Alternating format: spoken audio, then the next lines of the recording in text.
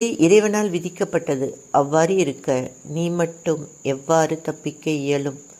இவ்வுலகில் வாழ்வோருக்கு நிறைய குணங்களால் பாதிப்பு ஏற்படுகின்றன. அவற்றை பற்றி நான் உனக்கு எடுத்துரைக்கின்றேன்.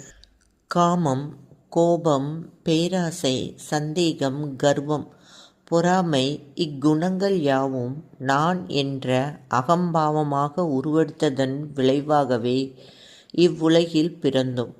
இதுதான் இவ்வுலக வாழ்க்கை. நமது கண்கள் ஒரு பொருளை பார்க்கின்றன, காதுகள் அவற்றின் ஓசையை கேட்கின்றன, நாக்கு சுவையை உணர்கின்றது. இது நம் சரீரத்தின் இயற்கை.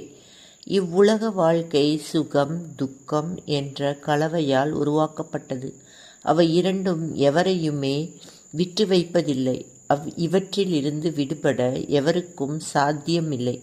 நீ இதுவரை உன் வாழ்க்கையை வாழ்ந்து வந்துள்ளாய்.